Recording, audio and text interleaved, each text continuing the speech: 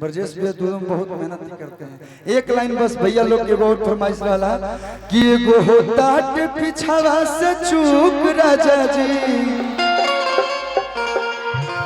कि एगो होता पिछावा से चूक राजा जी तो लगाई दी। देखिए सब लोग टू बनावा तो मन करता हम चोलिया के हूँ टू ले आइए दीदी। चलिए एक पर काम कर जी, दशहरा बाद वे म्यूजिक से चोलिया के हुक टू हम भी लेके आ रहे हैं। नागिन टू लेके होते हुए नागिन 3 चोलिया के हुक टू तो बना था। एक बाद सही चुबुर चुबुर टू आएगा, लेकिन पहले वन गाले में था कि एगो होता हटे पिछावा से चूक राजा जी तो लगाई दी, तो लगाई दी, हाँ लगाई दी चोलिया के हुक राजा जी, लगाई दी चोलिया के हुक राजा जी। ओहो किसिया भी झाड़ लेनी पहन लेनी साड़ी, लाली लगाई लेनी रुपवा सवारी।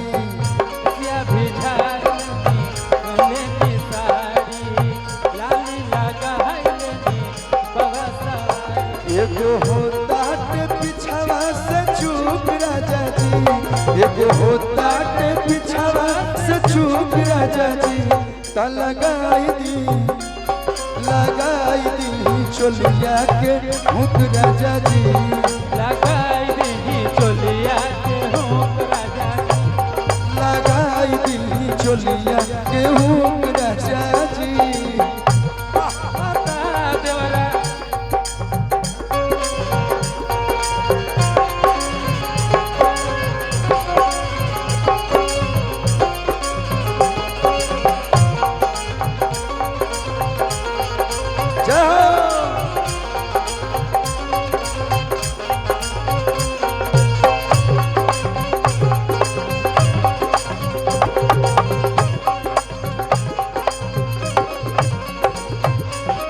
देवरा कहवन रचियाई पहिला सिलाई, जल्दी डांस डांस ए धान बाट सके तू हुक कैसे फसाई, बाट सके तू कैसे फसाई। कहवन रचियाई पहिला सिलाई, बाट सके तू हुक कैसे फसाई।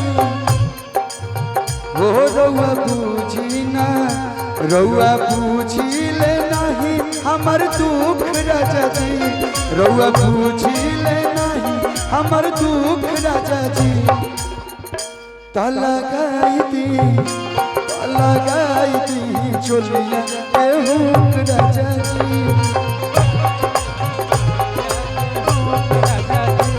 तो लगाई दी चोलिया के हुक राजा जी। भैया कि पहिले पेमेंट एडवांस होई